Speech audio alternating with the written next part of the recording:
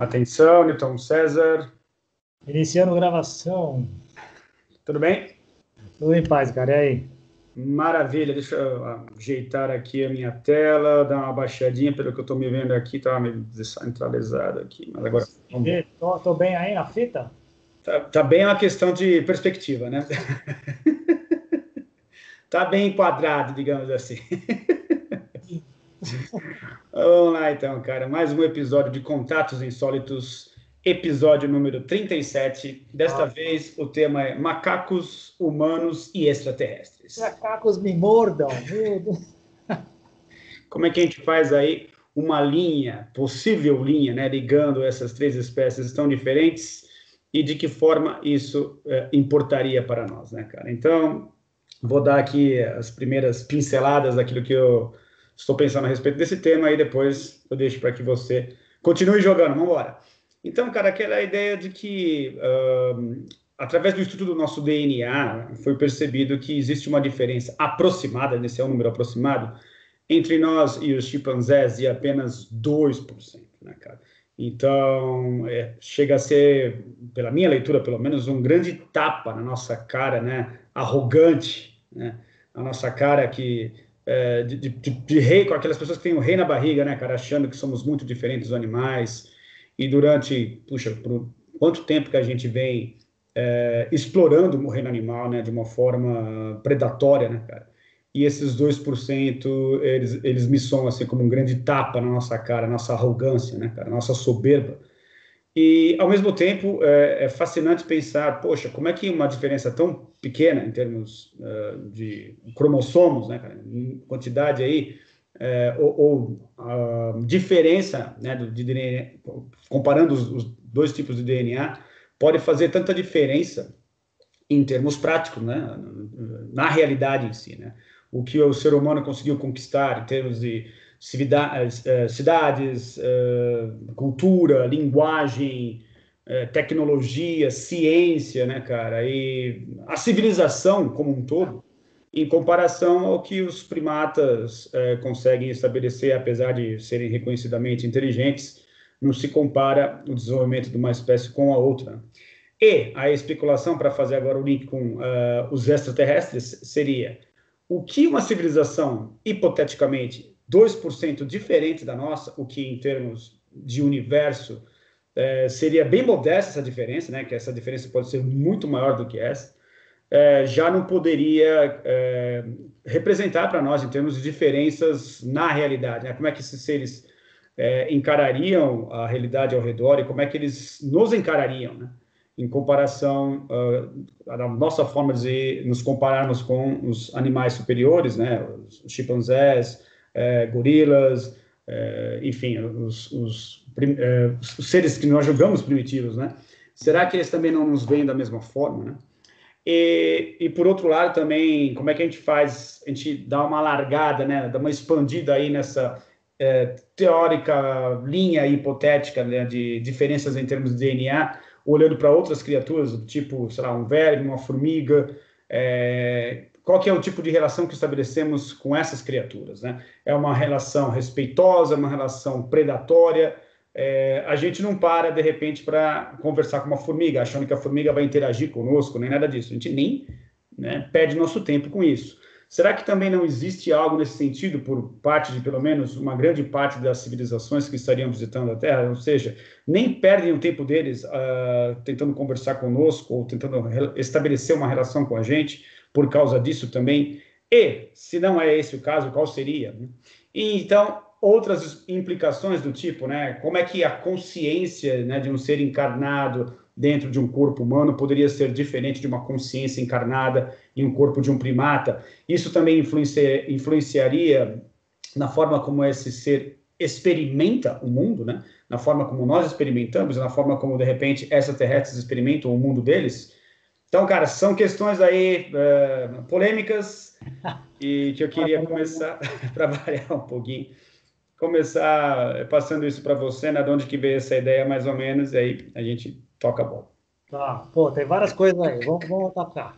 Por coincidência barra sincronicidade, na Veja desta semana, um dos nossos como eu diria, uma das pessoas que nós admiramos muito, que é o doutor Michio Kaku, Cara, não doutor porque ele é médico, mas porque é pós-doutorado em física, não sei das quantas, fez uma comparação parecida com essa. Ele ele chegou a costuma fazer mesmo, é verdade. ele fez, o repórter, ou a repórter perguntou sobre a possibilidade de um contato extraterrestre, ele falou que deverá acontecer até o final deste século, mas ele disse que será alguma coisa parecida com nós olhando um esquilo no parque. A gente olha o esquilo, acha bonitinho, talvez tire uma foto, mas continua fazendo a nossa vida e tal. Que eu acho que tem uma pertinência, mas tem outras coisas, né? Por exemplo, aquela coisa do nós, né? Você, a gente olhará o esquilo, ou a gente dará um tchauzinho, tirará uma foto e continuará caminhando, sim. Mas um monte de gente se dedica a estudar os esquilos. Verdade. Um monte de gente é especialista em todas as espécies de formiga que existem. Eles são capazes de dar aula sobre o funcionamento das formigas. Então, essa é a primeira coisa. Quando a gente fala de extraterrestre, a gente pensa que é uma galera só, toda uma corintianada. Não necessariamente, né? De novo, esse fim de semana pousou lá o veículo robô chinês, o Zhurong, lá em Marte, né? Sim. Quem pousou? Pousaram os chineses ou pousou o planeta Terra de novo? Chegamos nessa conclusão, nesse questionamento de novo, né?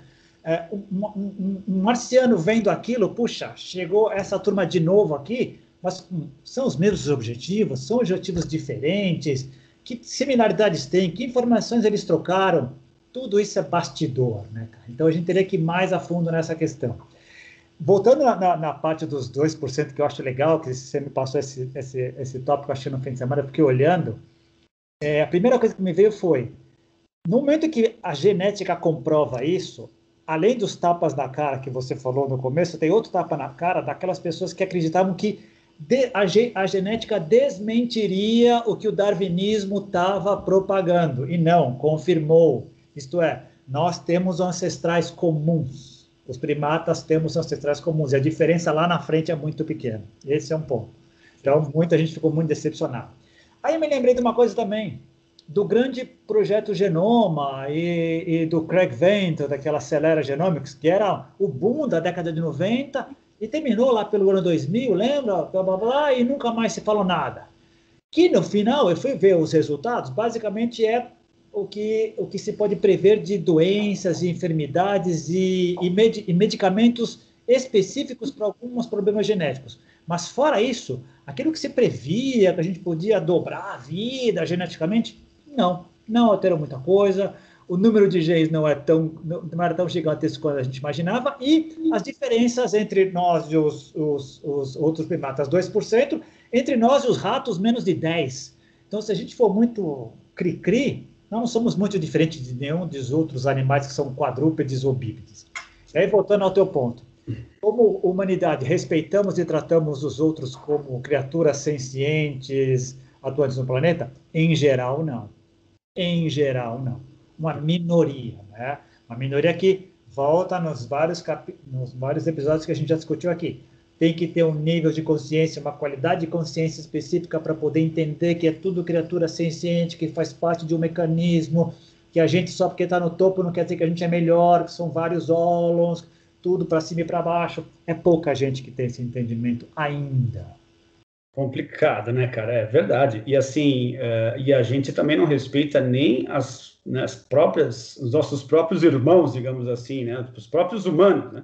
Bastou o cara ser, digamos assim, conter menos diferenças em termos de DNA, né? Que é um cara humano como eu, que vive em condições culturais mesmas, né? Compartilha as mesmas condições culturais, um brasileiro, mas que mora, né, na mesma cidade, por exemplo, né, digamos São Paulo, o estado de São Paulo, né, no caso aqui eu estou no interior, mas de qualquer maneira que vive muito perto e que simplesmente, cara, ele é palmeirense, eu sou corintiano, então aí bastou para que eu odiasse essa pessoa automaticamente, né? E em muitos casos isso se dirige até o extremo dessa condição, que é você simplesmente partir para a ignorância total e até agredir essa pessoa, etc. Então, não existe entendimento nesse nível, né? Quiçá nas outras diferenças, né? Aí outros animais, essa falta de respeito, essa falta de tato no relacionamento com as criaturas vivas, né, cara? É bem complicado. Esse seria um ótimo exemplo do lado negativo da cultura, que nós e as criaturas que somos autorreflexivas, isto é, somos conscientes e que somos conscientes, nós somos o topo do planeta. Parece que nós, os orangotangos, alguns gorilas e os golfinhos têm essa capacidade, mas ninguém com a nossa capacidade de poder criar cultura, criar conhecimento e fazer. O lado negativo é esse, a gente valoriza mais as diferenças do que aquilo que nos une, né? Mesmo a própria genética, conversando com meu irmão, que é biólogo marinho, e mesmo muitos cientistas, eles acham que é incorreto o próprio termo raça negra, raça amarela, nós somos todos da espécie humana, não é essa a diferença, não deveria ser uma raça específica, somos todos humanos. Mas a gente pega essas, porque 99,56% nós estamos todos iguais, é uma outra coisa diferente, uma cor do olho, uma altura maior, mas basicamente todos têm 206 ossos, todos têm os mesmos músculos, enfim. E é o lado negativo da cultura. O lado positivo da cultura é o quanto a gente colaborou, o quanto a gente avançou, o quanto a gente conseguiu superar as dificuldades, o quanto a gente conseguiu criar mecanismos de convivência, apesar da separação. O problema é que o cabo de guerra vem desde o começo, né? Puxa para lá, puxa para cá, e o lado negativo cultural, ele cobra vidas, ele cobra entendimento, ele cobra um preço muito caro para o planeta. Além disso, ele cobra um preço caro para o planeta, né? Que a gente está nesses vários buracos por causa disso, né? Mas você disse bem, porque tem esse lado positivo também da cultura, né, cara? Que a cultura. Tem uma cientista, cara, que ela é bastante famosa, ela deu palestra, inclusive, no próprio TED, que ela pesquisou os primatas lá no Congo, e, cara, ela tem um trabalho super legal a respeito da aculturação, né, dos chimpanzés, dos gorilas e alguns primatas aí, e como eles são inteligentes ao ponto de aprenderem muitas coisas ao passarem a ter convívio conosco, né?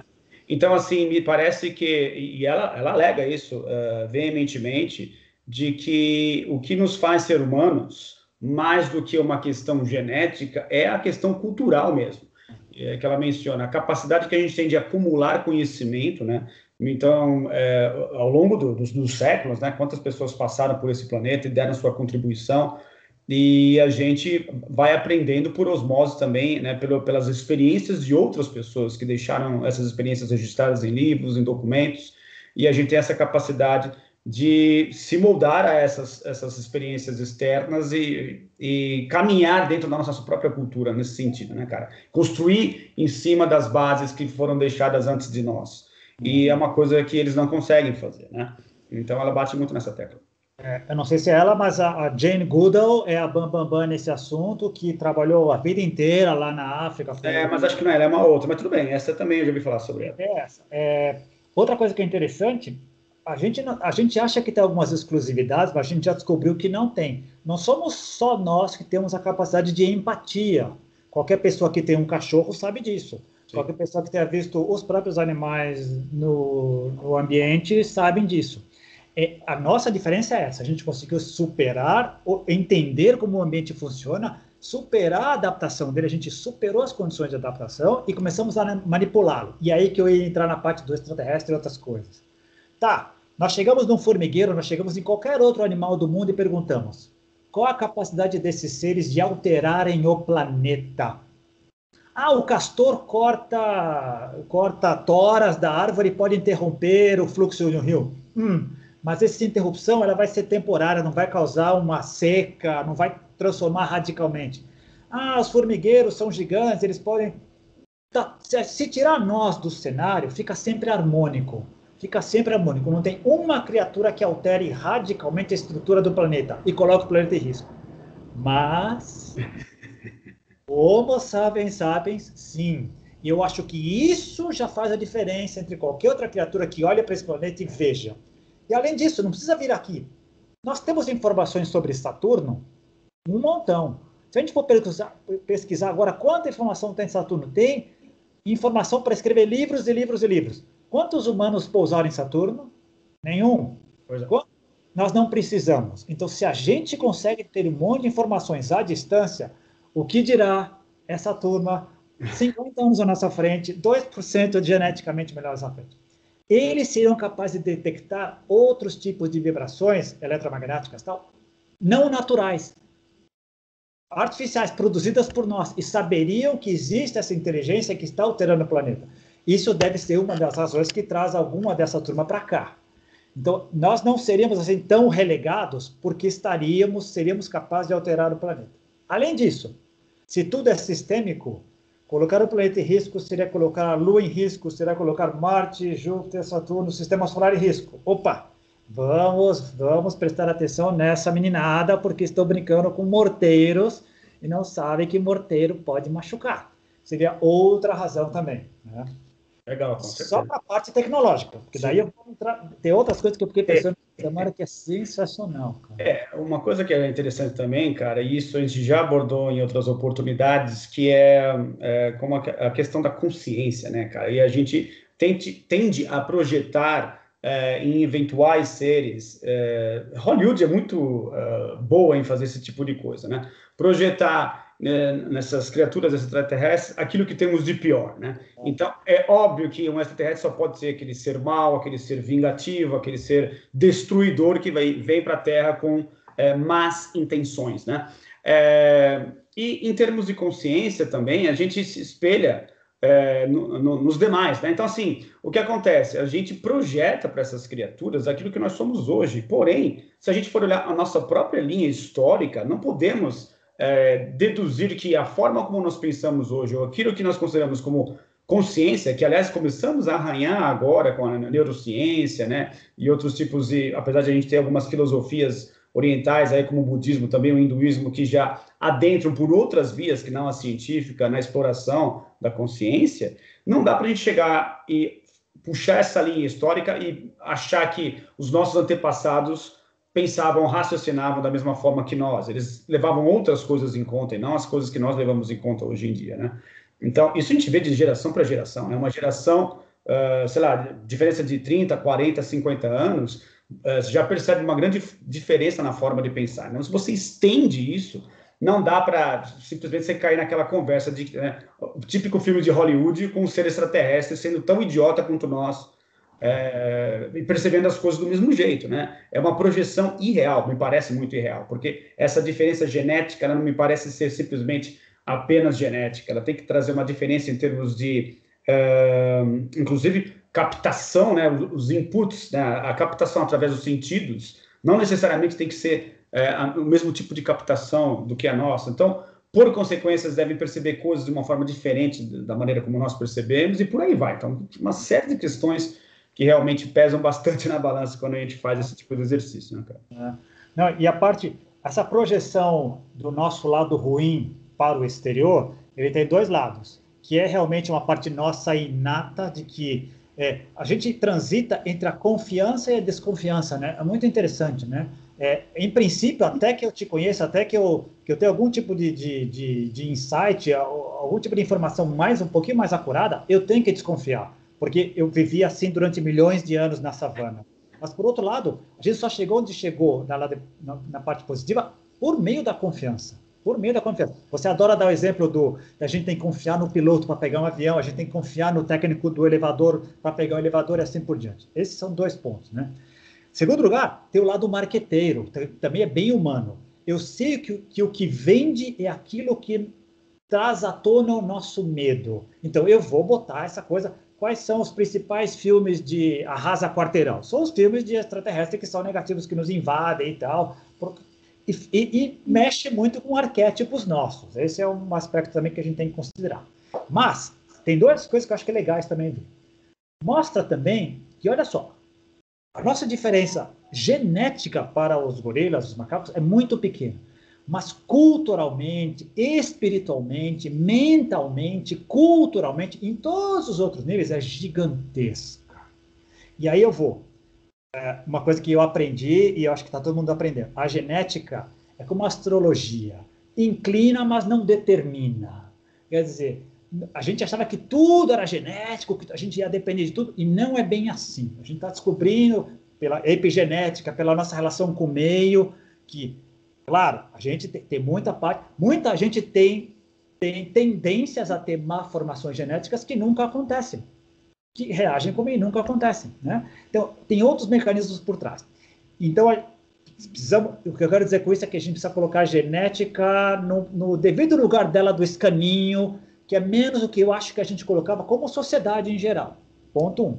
Agora, escutando o nosso grande, que é o Wilber, esse fim de semana, ele chegou a lembrar o seguinte: quando a gente ouve a palavra evolução, a primeira coisa que vem à mente é evolução humana, evolução corporal, né? O corpo adaptando-se ao meio, a cultura, a pessoa, o ente, a espécie adaptando-se ao meio. Em segundo lugar, evolução tecnológica. Mas ele pergunta: e evolução espiritual?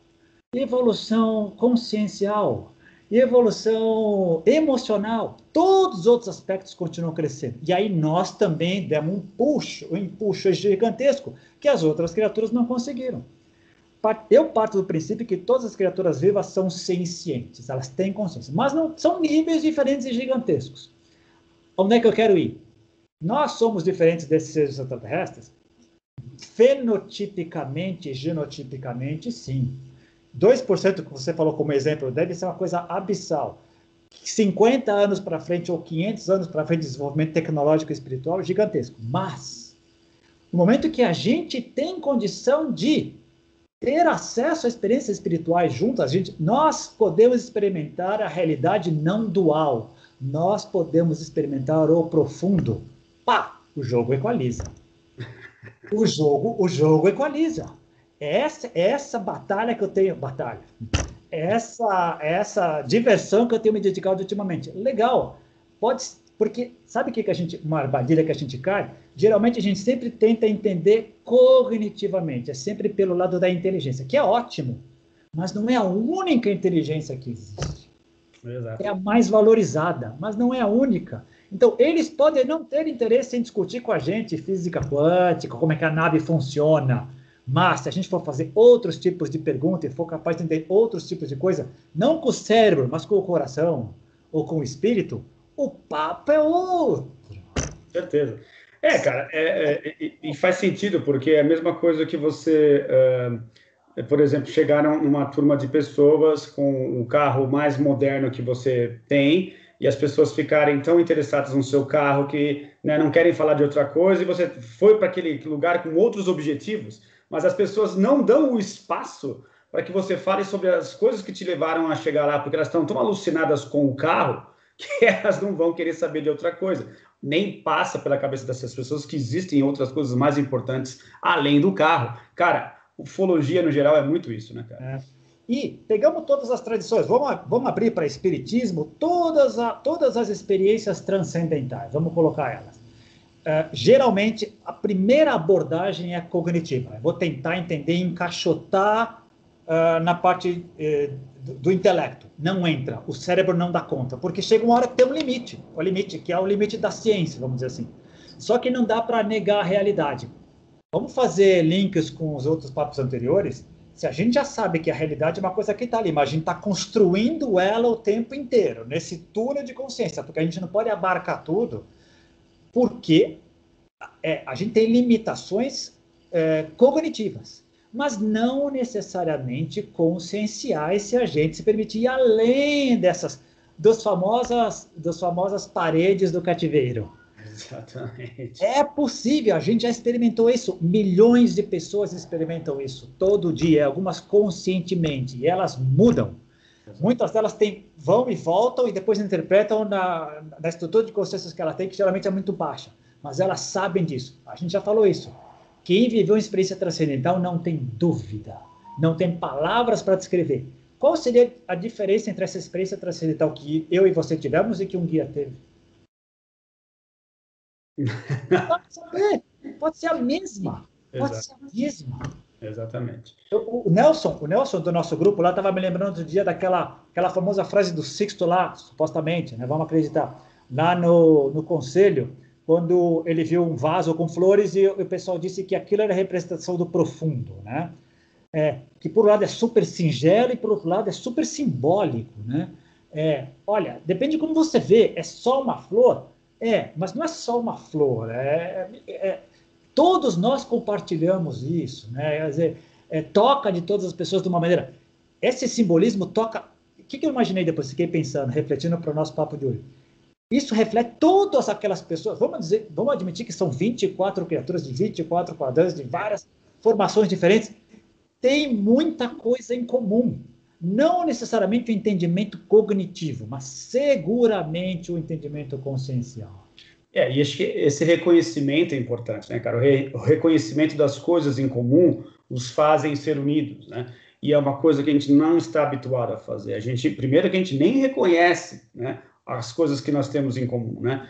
Quanto mais ainda respeitar. Então, é um problemático que nós temos, né? O não reconhecimento do outro, né? E que, independentemente das diferenças, que sempre existirão, o que nós podemos fazer juntos? E a gente não tem feito isso. A gente não tem trabalhado de uma forma colaborativa, né, cara? De uma forma cooperativa. A gente tende a usar, inclusive, essas diferenças como forma de competir, como forma de ser agressivo, de violentar, inclusive de anular o direito do outro de ser diferente. Tem muito. Aí vamos lá, vou tentar ser um pouco advogado. Como a gente batalhou muito tempo para sobreviver, e o que era a savana hoje são as sociedades, a cidade, o emprego e tal, ainda não está dando tempo para poder se adaptar e até para poder internalizar isso e vir à tona. Em geral, mas muita gente está fazendo isso. Eu estou vendo cada vez mais esse movimento das pessoas absorverem, integralistas, vamos colocar assim, para frente. Mas é pequeno. Agora, fazendo uma analogia, legal, vamos imaginar que os marcianos estão lá e falam, pô, chegou o pessoal da Terra aqui de novo, né? Como é que eles imaginarão nós se não nos veem? Uma comunidade unida, intrínseca, como nós imaginamos. Quando o cara fala, eu venho de Alfa Centauro, a gente imagina o planeta dividido em países, cidades, CEPs. Ninguém imagina isso. Ninguém. Pode até ser que seja, mas nós não imaginamos isso. A gente imagina que aquele ser é um representante daquela cultura inteira. É ou não é? Exatamente. Nós não. Nós ainda somos 210 países, não sei quantos milhares de... Não conseguimos transcender isso. Aos poucos estamos indo. Temos muitas organizações e instituições supra-países, supra-partidárias, supranacionais, vamos colocar assim. Mas já está muito apegado a divisões, né? a fronteiras, a diferenças, como você colocou. A cultura, né? E assim, a gente tende a achar que é a cultura que nós estamos, na qual estamos inseridos, que é a cultura, né? Ou seja, que ela é representativa do todo. E muitas vezes a gente se baseia a nossa vida inteira, inclusive, em uma questão simplesmente local e temporária. A vida inteira a gente faz esse tunelamento, né, que a gente já mencionou nos outros episódios, né, do tunelamento da consciência, fazendo essa leitura por uma simples questão cultural, regional, que não se aplica nem a outro local desse mesmo planeta, né? Você fazendo esse movimento, sei lá, nasceu de repente num lugar do Oriente Médio, e você filtra a vida através das relações culturais que você estabelece com o meio, que dizem para você aquilo que é certo e o que é errado. Mas isso é simplesmente uma questão, não uma questão, mas uma filtragem regional e temporária, inclusive, que não necessariamente vai condizer com aquele mesmo local num futuro que não, às vezes nem é tão longínquo assim. E a gente toma isso como se fosse o representativo da totalidade possível, que está longe de ser verdade, né, cara? Então, extrapolando isso para outros planetas, outras possibilidades do universo afora, a coisa piora e muito, né, cara? E fica muito difícil o diálogo. 3 coisas que você está falando me ocorreram agora. A parte cultural ela é transcendental e, ao mesmo tempo, é um dos nossos piores calcanhares de Aquiles, os nossos piores âncoras, né? Porque a diversidade é fascinante. Pergunta para qualquer brasileiro, qual é o grande ativo do país? A nossa diversidade cultural, porque nós estamos pretos, brancos, bacana. Sempre quando não venha incomodar a minha família, o meu emprego, a minha coisa, porque aí passa a ser um problema. Ou então, é o que a gente esgrima, entre aspas, quando a gente quer falar com relação aos outros países, né? Que eles não teriam tanta diversidade. A gente enche a boca para falar da nossa biodiversidade da Amazônia. A diversidade é boa, mas quando entra na parte cultural, entorna o caldo, né? Esse é o primeiro ponto. Segundo ponto, eu estava vendo uma matéria sobre Olimpíadas. Quando os gregos faziam as Olimpíadas, não importava quem era quem, da onde vinha o cara, o que importava era a competição em si, pelo esporte em si, a superação pela superação do indivíduo como bem para todos.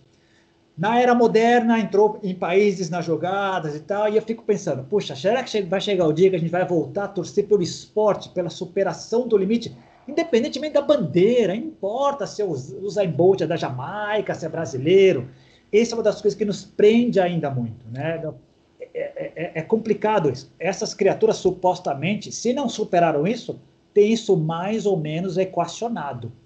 Não pode, consciencialmente, não pode ter essa divisão. Né? Eu parto do princípio que se existem seres que nos visitam e essa visitação não é predatória, ela não é violenta, ela não é agressiva, isso me passa, só pelo fato de estarem visitando, eles não estarem fazendo nenhum mal, pelo menos alguns dos relatos, né, que a gente tem acesso, já me passa a participação do respeito fica evidente para mim, né? Então, se esse respeito existe em relação a nós, ele também deve fazer sentido para outras espécies ou para outros planetas que eles também possivelmente tenham visitado, né, cara?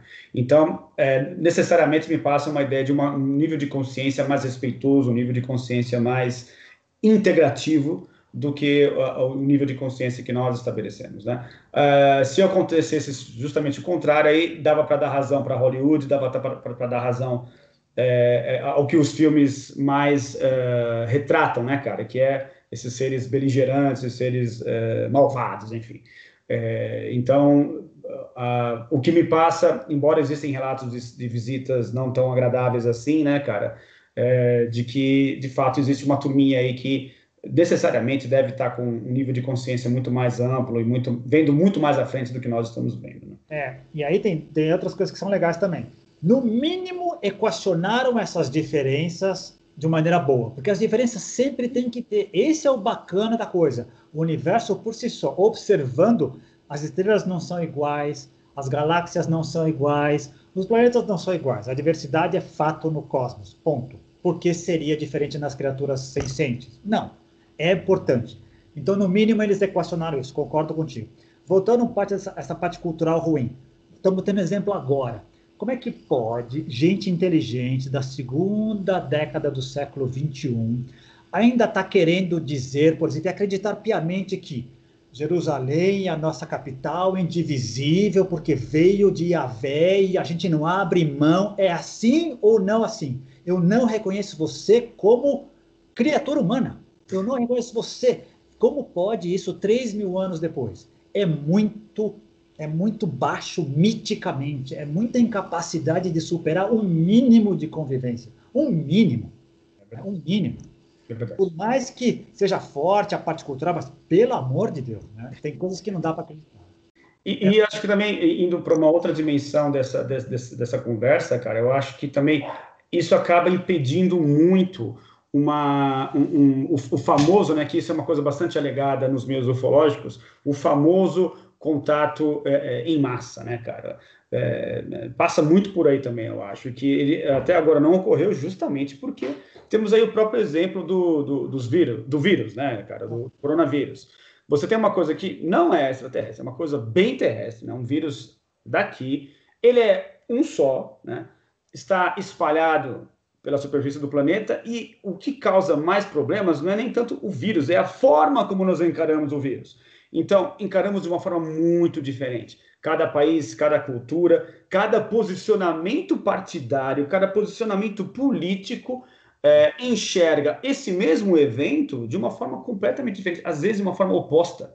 Então, é muito maluco, porque se uma coisa terrestre provoca esse tipo de reação, você imagina um fator extraterrestre, uma civilização chegando para conversar conosco. Quais as interpretações possíveis que poderiam ocorrer, muitas das quais antagônicas, e de que forma isso poderia ajudar ou arruinar a continuidade de nossa espécie por aqui, né, cara? Esse também é um outro grande problema. Fantástico, e você me fez lembrar duas coisas. Uma que aconteceu na reunião de ontem e outra coisa que tem muito a ver com nós como participantes ou que fizemos parte do Grupo Rama.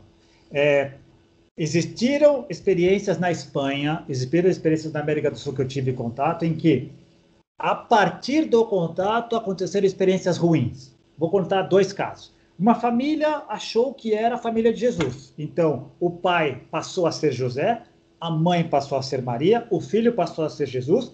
O fundo da casa foi transformado numa panificadora, eles só faziam pães para distribuir para as pessoas, porque o apocalipse viria e esse seria o fim do mundo. Sixto foi lá, disse aquilo um absurdo, mas eles disseram, não, não, não, não, não, a gente tem confirmação, a gente acha que é isso. Então, a primeira coisa que eu digo, esse é o primeiro caso. O segundo caso é mortes que aconteceram na Espanha. Desde gente que recebeu informações que tinham que vender tudo, ir para um centro da montanha, ficar lá esperando a nave vir, e se não viesse tomar veneno, isso aconteceu. Nossa. E desde gente que também que se jogou. Primeira coisa, em nenhum momento qualquer um de nós pode afirmar que os extraterrestres passaram essa informação. Esse é o primeiro problema que a gente tem. Nós não... A gente diz... Isso é uma coisa que eu discuti com o grupo, inclusive. A gente fica tão íntimo, a gente se coloca numa situação tão íntima dessa turma que diz assim, ó, o Godard me disse o seguinte, 2 pontos, blá, blá, blá, blá, blá. Isto é falso. O que a gente deveria dizer é, o que eu interpretei daquilo que eu entendi que o Godard disse é o seguinte, 2 pontos. Tudo nosso é a partir de interpretações. Se metade dos problemas humanos é causado por mal entendido entre comunicação humana, explica e reexplica e justifica por que essa cautela gigantesca de uma criatura dessa vir aqui e dá um pio, porque um pio mal interpretado dá um problema danado aqui. Quantos de nós mal interpretamos mentalismos e criamos um rebu aqui que nunca foi a intenção dessa turma? Se aqui embaixo nós fazemos isso, sim, nós estamos o tempo inteiro, o telefone sem fio aqui acontece o tempo inteiro. Infelizmente. Falando a mesma língua, o mesmo idioma, a mesma gramática. A gente não se entende. Que é de fora. O simbolismo da coisa seria o caos total. Seria... O Luiz Tadashi gosta de falar isso. Se isso vier a acontecer, é porque jogaram a toalha. Vocês não têm chance, nós temos que tomar conta do condomínio. O condomínio está perdido, nós temos que tomar conta. Então seria o nosso fracasso. Né? Eu concordo. E aí entra um pouco naquela filosofia da missão Rama do Brasil, né, cara? Que é aquela frase famosa, né? Encontrem-se e nos encontrarão. Que é justamente isso, né, cara? Se vocês batem cabeça entre vocês, como é que vocês querem estabelecer uma relação conosco, né, cara? Parece simplista demais, mas, cara, é isso mesmo. É a raiz de todo o problema. Não de todo o problema, digamos assim, de grande parte dos problemas, né? Que é essa falta de entendimento, né, cara? Essa falta de empatia. Não acontece com a pessoa ao lado, com o vizinho seu. Não acontece com seus familiares. Então, imagine que tipo de relacionamento, qual a qualidade do relacionamento que você estabeleceria com uma criatura dessas, né? Por mais que ela estivesse bem intencionada, o problema não é ela, o problema somos nós, né? Nós somos esse problema. Então, isso dificulta bastante, realmente, esse contato conosco, né? E recai justamente naquela ideia que nós temos preconceituosa, digamos assim, né? De que um ser, digamos, inferior, entre aspas, não possui o direito dele de estar vivendo ali, de estar usufruindo da experiência que é realmente muito particular e muito diferente da nossa, mas é direito daquela criatura viver, né? Cai um pouco, inclusive até na ideia o hinduísmo é muito assim, né? O budismo é muito assim, né, cara? De respeitar todas as criaturas, independentemente de quais sejam, né, cara? Porque percebe-se essa legitimidade daquele ser estar existindo ali e você não pode interferir, ou se tiver que interferir, que seja o menos possível, né, cara? Então me passa muito espelhando isso, se bem que eu estava criticando isso agora há pouco, mas estou incorrendo no mesmo erro, né? Mas pelo tipo de contato, que pelo menos aqueles que eu tive a oportunidade de estabelecer, me parece justamente isso. Esse respeito também eles têm, né? Ainda que haja uma grande diferença entre nós, me parece que eles têm essa mesma cautela de interferir o menos possível, e se a interferência for inevitável, que ela seja o menos traumática possível, digamos assim. Esse respeito... Primeiro, muitas das criaturas que estão aqui no planeta chegaram antes da gente. A gente, como primatas, veio bem depois. Então, chegaram primeiro. Sem nós, a harmonia é dinâmica, ela vai muito bem, o planeta vai muito bem, obrigado. A nossa soberba, a nossa ideia de que nós temos que dominar o mundo e conquistar o mundo, como a grande maioria ainda pensa assim, tá levando tempo para a gente conseguir perceber que nós estamos botando fogo na casa, né? Então, as pessoas que já cresceram um pouquinho, que têm um nível de consciência, uma estrutura de consciência um pouquinho maior, tá tentando abafar, tá tentando fazer e vai fazer essa pressão de cima para baixo, não vai ter outra alternativa. Tomara que dê tempo. Esse é um ponto. Segundo ponto, de novo, as pessoas que têm experiências de pico, as pessoas que têm experiências transcendentais, elas não racionalizam, elas sentem, elas vivenciam. Ali não tem diferença, né? Quando a gente traz para poder raciocinar, é que falta a palavra, falta o porquê, falta a razão, falta a lógica, porque aquele tipo de coisa. Mas a experiência, quando é só parte sensitiva e consciencial, é aí que eu digo que existe uma ponte. Que essa é a grande sacada do pontífice, que foi um debate que a gente teve esse fim de semana. O pontífice é o construtor de pontes. A gente está cercado de fronteiras. E pessoas como nós precisam construir pontes, superar todas as fronteiras de linguagem, de culturais, étnicas, sociais, financeiras, porque senão nós não vamos para lugar nenhum. Agora, essas criaturas conseguiram. Muitos de nós também conseguimos. Muitos de nós conseguimos. O problema é que a gente convive dentro de nós, tudo junto. Convive o alien, convive o bodhisattva, convive tudo junto. E só para terminar o raciocínio, existem algumas tradições, agora não vou me lembrar se é a teosofia, mas algumas dos hinduísmos, que acreditam que as almas encarnam em insetos, em animais, em seres menores, é parte do desenvolvimento delas. Quem pode dizer que não? Exatamente. Então, faz tudo no pacote só, né? Então, só isso já serviria para respeitar, mas pela dinâmica ecológica do planeta, quando a gente observa que está tudo harmônico, a gente precisa disso, a gente vê que estamos mal. Estamos muito mal, obrigado, né, cara? Impressionante. Mas isso, inclusive, com certeza vai ser papo para um outro episódio, hoje não vai dar tempo de explorar isso, que é algumas coisas que eu estou também estudando sobre consciência, cara. Então, assim, como o budismo tão velho pode estar relacionado com coisas que a fronteira dianteira da ciência vem descobrindo aí, cara. Então, não vai dar para entrar agora, porque é muita ambição para um papo só. Mas justamente essa ideia de que a gente se apega muito à questão de como que nós enxergamos. Basicamente, assim, a maior parte do tempo, culturalmente falando, né, religiosamente falando, construímos esse mundo com base nesses filtros, né? Esses filtros são as lentes com as quais nós enxergamos o mundo, né? E por outro lado, a consciência parece ser uma coisa muito mais ampla, muito mais integral, e me parece ser o oposto daquilo que a cultura, daquilo que a religião faz, daquilo que as crenças arraigadas fazem, os paradigmas arraigados fazem, né? Que é puxar para baixo com aquela força da gravidade para que você se concentre em um ponto. E a consciência, muito pelo contrário, não se concentra num ponto, ela se espalha, ela tende a dissolução em algo muito maior, né, cara? Então, quanto mais a gente fica preso, né, restringido por aquilo que você considerou como suas certezas, e que são certezas imutáveis, aquele orgulho, né, que nós temos, né, de que, olha, eu construí a minha vida, eu sei o que é certo, eu sei o que a vida significa, eu sei pela minha própria experiência, somos muito apegados às nossas próprias experiências, mas com isso a gente inevitavelmente se aparta das experiências dos outros e se aparta, obviamente, de uma explicação muito mais abrangente a respeito de tudo que existe, né? Ficando apenas na nossa. Então, me parece que esses seres, eles são muito mais ligados a essa ideia de que a consciência ela se expandiu em termos quantitativos e qualitativos também, né, cara? Porque da onde surge o respeito, da onde surge a forma amorosa de se relacionar, etc. Isso aí, para mim, passa qualidade, não apenas quantidade, né?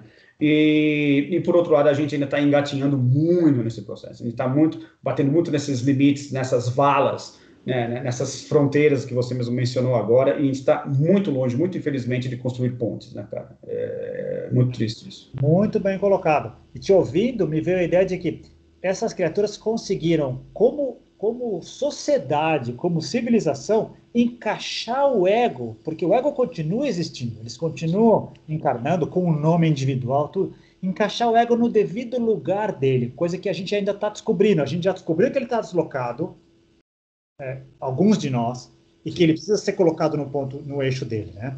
Como o Alan Watts, aquele cara daquele livro A Vergonha de Descobrir, de Perguntar Quem Você É e tal. Ele tem um termo, o ego encapsulado na pele. Quer dizer, a gente não perdeu essa coisa. Eu sou isso aqui. Não, eu não sou isso aqui. Isso é uma representação, uma parte de mim, né? E esses caras seguramente transcenderam. Sabe outra imagem que me veio na cabeça, cara? Tira nós do cenário, quem seria a criatura que dominaria o planeta, que estaria no topo? Bom, teoricamente, se não fosse por causa de um asteroide há 65 milhões de anos atrás, seriam os répteis, né? Os répteis estariam lá. E aconteceu. Acontecendo, os primatas vieram, nós não estamos na jogada, olha o que a ficção científica também criou. O planeta dos macacos. Me veio isso na cabeça. Olha só, a antiga e a atual. A antiga, não sei se você não deve lembrar porque você é jovem, mas a antiga com o Urco, com o Cornélios, o pessoal da velha guarda que estiver vendo a gente aqui vai ver. Eles dominavam o mundo e os humanos eram escravos e tal. Eu me lembrei agora, tinha metralhadora, tinha arma, então tinha as mesmas mazelas humanas de dominação estavam lá. Tinha liderança, tinha aquela coisa do não mostra que esse humano é inteligente, os humanos não podem ser mostrados como inteligentes. A mesma coisa. Vamos saltar 30 anos, as novas versões do Planeta dos Macacos. Eu não vi nenhuma delas inteira, mas eu vi guerra entre humanos e macacos. As mesmas mazelas, como se eles fossem reproduzir aquela dominação humana negativa. Por que tem que ser assim, né? Por que a gente tem que projetar isso, né, cara? Por que sempre o mal? Eu acho que a gente tem dificuldade de enxergar a gente mesmo de outra forma. A gente é tão apegado àquilo que nós somos, que é a questão do apego também. Eu acho que é muito dessa, é uma questão, o budismo bate muito nisso também, né, cara? Somos muito apegados, né, a uma série de questões. E eu acho que a gente é tão apegado, a gente é apegado, inclusive, no nosso lado ruim. No fim, nós adoramos isso. Entendeu? E eu acho que está disfarçado lá atrás o pânico, o medo horrível de ter dúvida, de perder o controle, de ter que encarar as fraquezas, de ter que encarar a perenidade. Vamos sim virar pó, é do jogo. E aí, mas aproveitar o máximo possível daqui.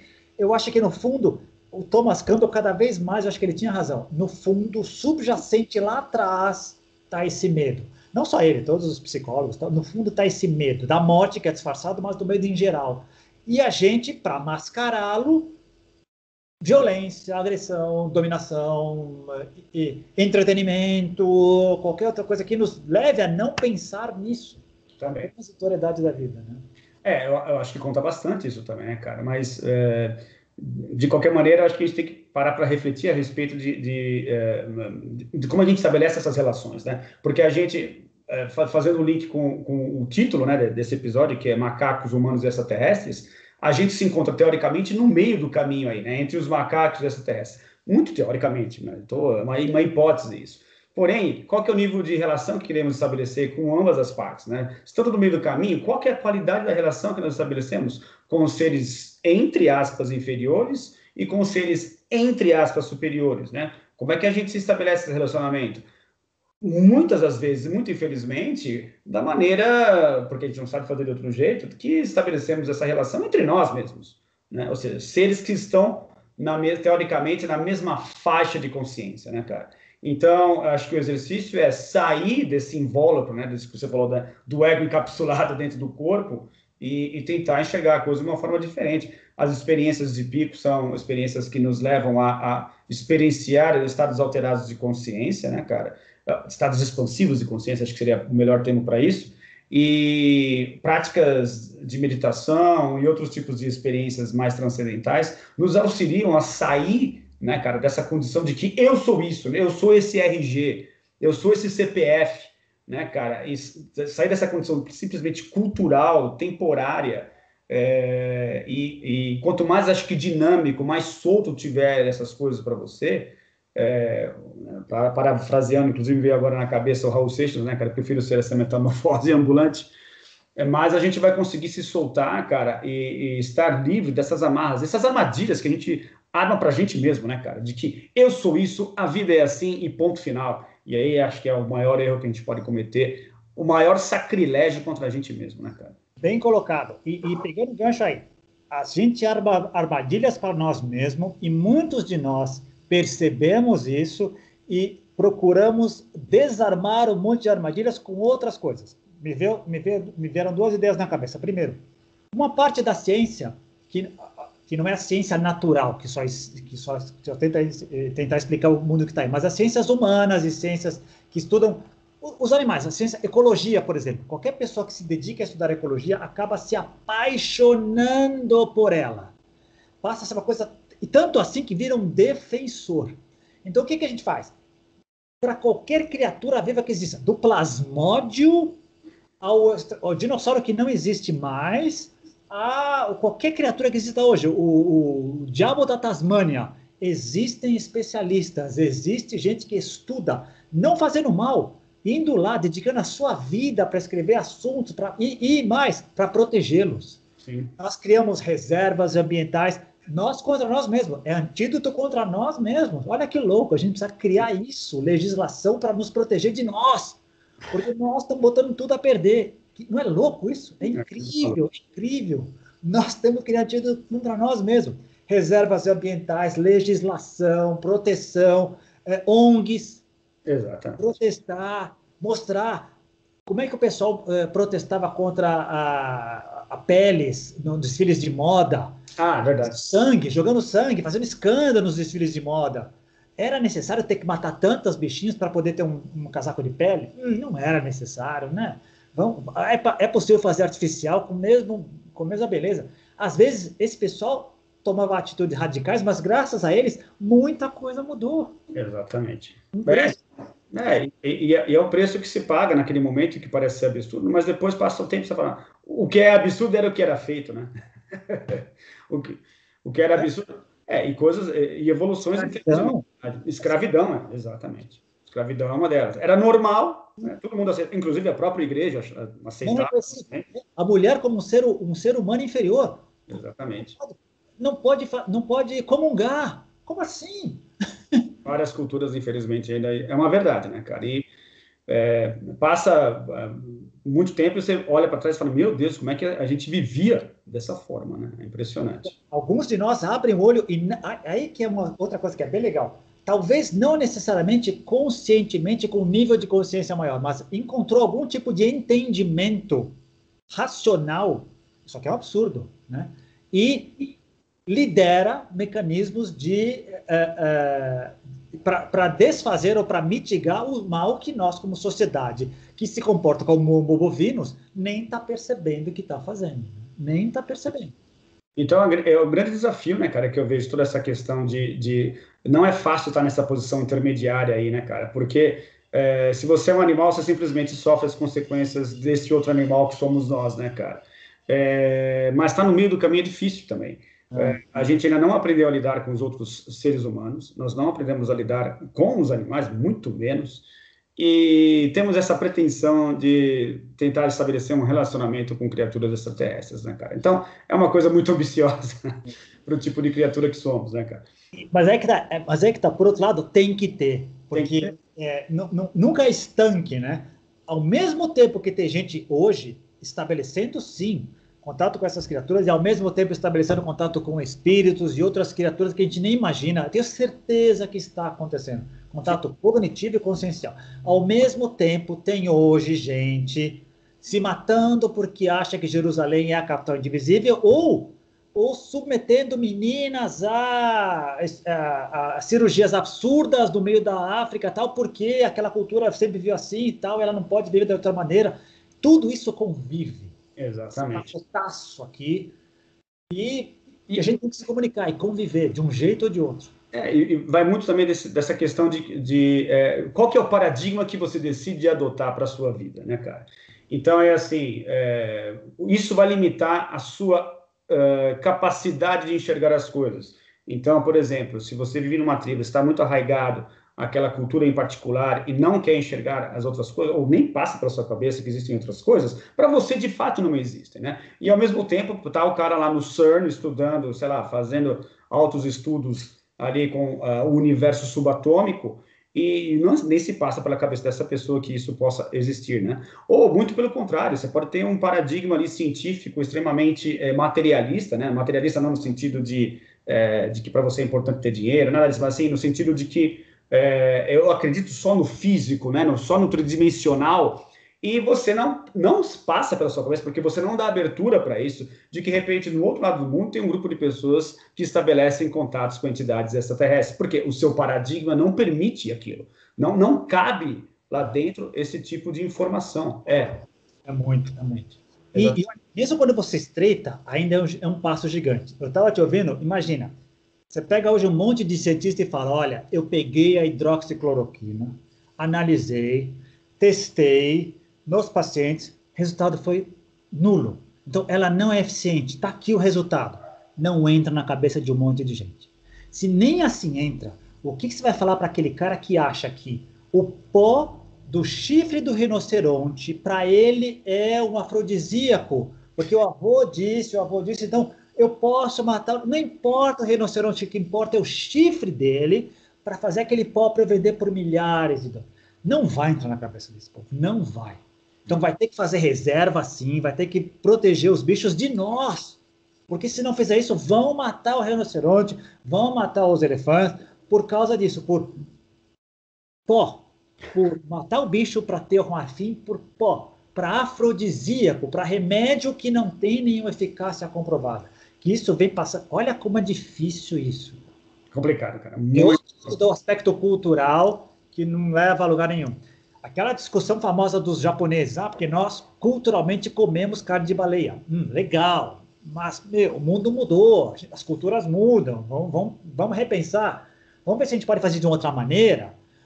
Temos que sentar, não precisa, mas antes dessa conversa, enquanto não acontecer, vai lá o Greenpeace, tem que chegar lá, tem que fazer um escândalo, tem que mostrar, porque senão não dá.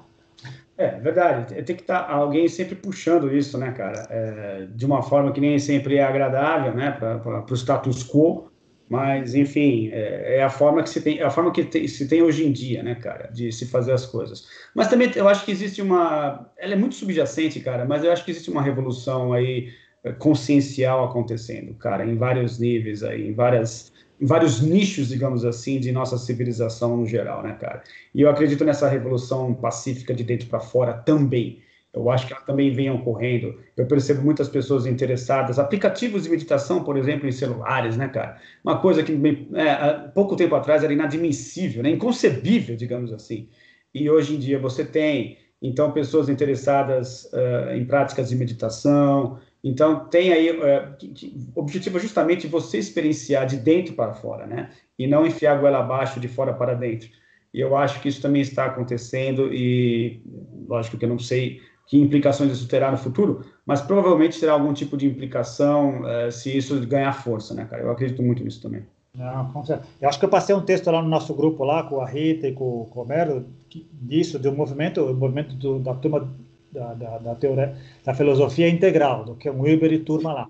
Eu tenho certeza que isso está acontecendo agora, nos mais variados níveis. Pessoas atuando da maneira que elas têm, que elas podem, de acordo com as circunstâncias que elas têm, onde elas estiverem, estão fazendo um mundo melhor. Não tenho dúvida disso. A maré que vem de lá é gigantesca. O tsunami foi criado por tanto tempo que é difícil contrarrestar. A gente aqui vai ter que usar muita criatividade, que não nos falta, muito talento, que não nos falta, mas vamos ter que equilibrar essa coisa para o tsunami não chegar e tomar conta. Mas com certeza está acontecendo. O problema é que algumas coisas é como a bola de neve. Dependendo de um certo momento, ela pega um momento e ela vai sozinha, então é muito difícil segurar a peteca. A poluição é um caso desses, né? A parte de contaminação é um caso desses, a violência, às vezes. Mas, por outro lado, eu sempre tenho esperança. Nova York era o que era o fim do mundo na década de 70 e o Times Square era intransitável. E hoje é o principal ponto de turismo daquela cidade. Isso virou em 15 anos. É possível, sim. Sim, com um tratamento consciencial, com polícia instruída, com a sociedade botando... Assim, com uma expansão e todos os atores participando, cada um cumprindo a sua função. Ninguém tem que cumprir a função do outro, cada um tem a sua função. É isso que a gente precisaria perceber. Cada um tem a sua, descobrir qual é. Não é melhor ou pior que a outra. É só aquela que só você pode fazer. E enxergar aquilo que todos nós temos em comum, né, cara? Eu acho que essa que seria a grande saída, né, cara? Vamos esquecer ou minimizar aquilo que nós temos de diferente e vamos considerar aquilo que é mais importante, que são as coisas em comum. E nós temos muita coisa em comum. Compartilhamos do mesmo planeta, dos mesmos recursos naturais, né? E somos a mesma espécie, né? E temos que lutar por esse planeta para que ele seja um lugar melhor, não só para a gente, mas para as gerações futuras também, né, cara? Então, zelar por aquilo que nós temos vivenciado aqui e não contribuir para que essa grande arena pereça no tempo mais curto do espaço possível, né, cara? Vamos tentar fazer a nossa parte. Eu acho que esse que é a grande... Você falou da parte do meio, de estar no meio ali entre os dois extremos. Era basicamente uma das reduções, toda redução é perigosa, né? Mas uma das reduções seria: o meu bem-estar não precisa ser conquistado às custas do mal-estar do outro. Não precisa. Não tem essa necessidade. Não precisa. Beleza, cara, que pena. Daria para explorar mais um monte de coisa aqui, cara, mas já deu 1 horinha, então não tem jeito. Vamos cumprir com as regras. Macacos me mordam. Já foi 1 hora, cara. Mas então queria agradecer a você e pedir para aqueles que tiveram paciência de chegar ao final desse episódio de Contatos Insólitos para que se inscrevam no canal, para que curtam o vídeo, façam seus comentários e obrigado a você, Marco, por mais um papo aqui hoje, então. Te cuidar aí, garoto. Até mais. Até mais. Tchau, tchau. Falou.